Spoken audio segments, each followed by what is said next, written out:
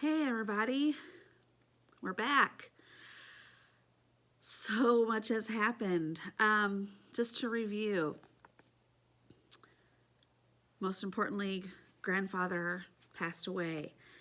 I hope some of you aren't skipping ahead and listening to chapters ahead of time because that would ruin the last chapter for you. Grandfather died, ironically not of yellow fever. His heart gave out. They had a run-in with some thieves, robbers, and got in a tussle, and grandfather didn't make it.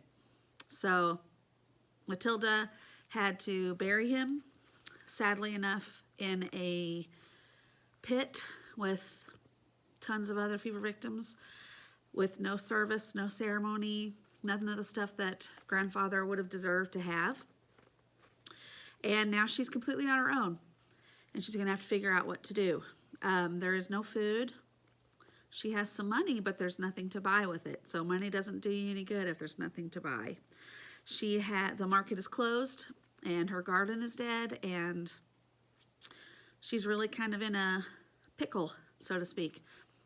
When we left at the end of chapter 20, she was just kind of wandering the streets of Philadelphia, kind of, a little bit out of it, kind of losing it a little bit, and came across a little girl by herself who was upset. And at the end of the last chapter, the little girl said that her mama was broken. And so that's right where we pick up, right at the beginning of chapter 21, September 27th. Glasses on. Chapter 21. Her mother was dead, broken in the eyes of tiny Nell. Her name was the last bit of information I could get from her. Seeing her mother's body, quite clearly a victim of yellow fever, on the bed seemed to make her mute. She stood before me, and before I realized what I had done, I picked her up and cradled her close. Now what? I couldn't care for Nell. I could barely care for myself. And her mother needed burying, though I didn't relish another trip back to the public square. I had to find someone to care for her. None of the neighbors who answered their doors knew anything about the family, and they all had enough problems of their own without taking in the child. You might try Reverend Allen's group, offered one woman. I seen 2 women carrying a basket down the alley not long ago. They'll know what to do with the child, and they'll send one to care for the mother. Where do I find them? I asked. If you can't find any of their members hereabouts, go down 5th Street, south of Walnut. They hold meetings there, where they're building a church. You'll find someone there to help, I'll wager. 5th Street, south of Walnut. So many blocks to walk, and I'd have to do it with Nell on my hip. But it would be farther to carry her to the orphan house, and farther still to the coffee house. Nell looked at me. There was no choice. I hoisted her high in my arms and started south. I kept my eyes open for anyone who might help, but the only folks in the street were sailors, and most of them were drunk. I was nearing the dockside taverns. I held Nell close and tried to walk faster. I did not want to delay in this part of town. 2 black women ahead of me caught the attention of a rowdy group hanging outside a tavern door. They moved swiftly, ignoring the taunts and vicious words the men called after them. I blinked. I rubbed my eyes. There was something about the straight line of the taller woman's back, the color of the cap on her dark head. Eliza? I whispered. I blinked again. The sunlight on the water had left spots dancing in front of my eyes. The women walked steadily away from me, each holding a large basket over their arms. Eliza? They turned into an alleyway and disappeared. Eliza! I screamed. My feet found their strength, and I took off at a full run, Nell bouncing painfully and gripping my shift for her life. Eliza! A filthy man from the tavern broke off from his friends and chased after me. Hello, love, he slurred. His breath carried the stench of dockside garbage, whiskey and filth, hardtack and disease. Come and dance with me. He tried to pluck Nell from my arms. Come dance, he insisted. Nell wound her legs tightly around my waist and bit the man's hand. He howled with outrage while his companions collapsed in laughter. I held tightly to Nell and sprinted for the alley, afraid to look over my shoulder. Glad you're on my side, I told Nell. She stuck her thumb back in her mouth as if nothing had happened. The women were gone. I walked down the alley to a courtyard. It should have been crowded with playing children, chickens and pigs, but was quiet, save for the noises made by a tired woman hanging out laundry. I checked behind me. The drunk had found other sport and had not followed us. Nell was growing heavier by the minute. I carried her over to the woman hanging out her wash. Please, excuse me, ma'am. Have you seen 2 women with baskets walk by here?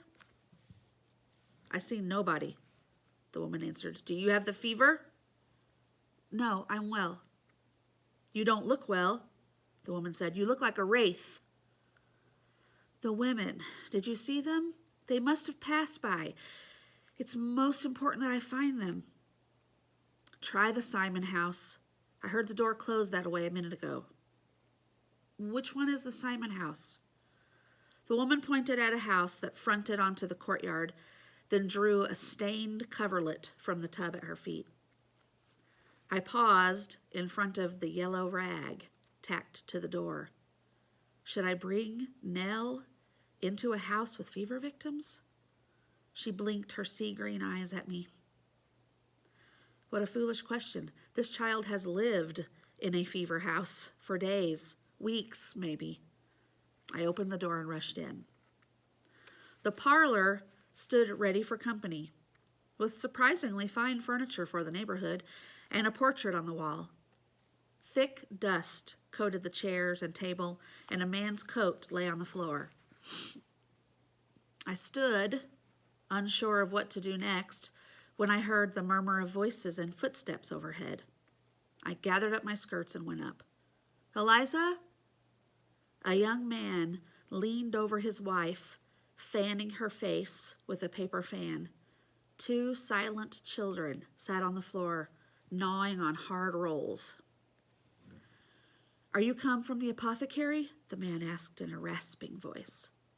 I shook my head. They promised to send Peruvian bark. It may save her yet. He shifted the fan to his other hand. Why then have you come? I'm looking for Eliza. I was told she was here. We have no Eliza here, he answered. I looked at the children again. Did 2 women just come and deliver those rolls? The man nodded. Saints, angels. They're from the Free African Society. God bless them. If one is the Eliza you seek, you might find her yet. They had several other homes to visit. Let me stop there and tell you, Reverend Allen was an actual gentleman. He was an African-American gentleman who started this group in Philadelphia called the Free African Society. And it was a group of free black people who wanted to do their part in helping out the city. They wanted to prove to the people of Philadelphia that black people do have an important part to play in the city, that they do have something to offer. Because even though slavery was not a common practice in Philadelphia at this time, most of the blacks in Philadelphia at this time were free blacks. It still doesn't mean they were treated the same as whites, because they weren't. They were still discriminated against, and people still felt that they were, lesser importance than whites. And this society, which was a real historical society that you can read about, started by this Reverend Allen, their purpose was to try to show the people of Philadelphia that they were important and they did have value in the city. So one of the things that they did to show that and to prove that was that they helped a lot during this yellow fever epidemic. They would deliver food and they would help with the sick and things like that. And so this part of the story is accurate. So apparently Eliza is part of that group. And even very, very early in the book, back in chapter 1 and 2, she talks about the society, and that's what she's talking about. So apparently they've been here, or some members of the Free African Society have been at this house, and so Eliza might be close by. I ran back into the street. Where could she be? I couldn't try each door or go in every house. What if she left one house as I entered another? There was only one solution. I set Nell on the ground and cupped my hands around my mouth. Eliza! I waited until the echo faded among the sounds of the seagulls high overhead and tried again. Eliza! Who calls there? A faint voice came from an open window. Eliza? It's me, Maddie. I scanned the windows around the courtyard but could not find the face I was looking for. A door closed. There. Eliza had just reached the bottom step when I slammed into her. She wrapped her arms around me. Maddie, Maddie, Maddie, she cooed. What on earth are you doing here? And where did you find that baby girl? So she's found Eliza. That's going to be a big help, hopefully.